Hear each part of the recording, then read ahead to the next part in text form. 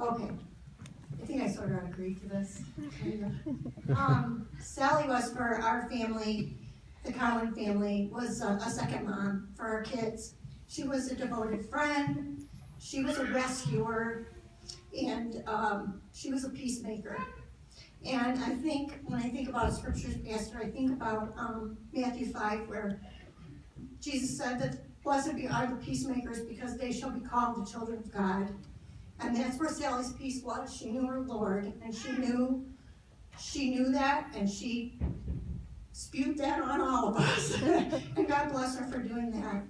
Another verse that came to mind for me was that God puts the lonely in families, and Sally did that for us. You know, she didn't care who you were, where you'd been, what you looked like. She scooped you up and she took care of you.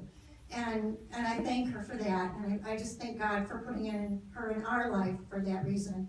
And our funny story is from one of our camping trips in Wyoming, because Sally was an adventurer. You always knew when you were with the Jim and Sal team that you were going to get an adventure. And they were always fun, regardless of what happened. And we had 6 children in a big van, and we had been on the lookout at 11,000 feet in the mountains in Wyoming. And on the way down, we noticed there was a little bit of a bumpy ride. We're thinking, geez, it's kind of bumpy going down this one-lane road. And we got to the bottom and realized we had a flat tire. And couldn't get the tire off the van. Long story short, Jim and Bruce went into town to go, well, actually not town, but went back to camp to get some tools to fix the van. So Sal and I and the 6 kids were there.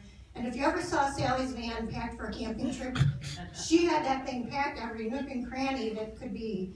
So the mosquitoes were bad. We put the kids in the van, and I said, gosh, are we going to close the door? She said, no.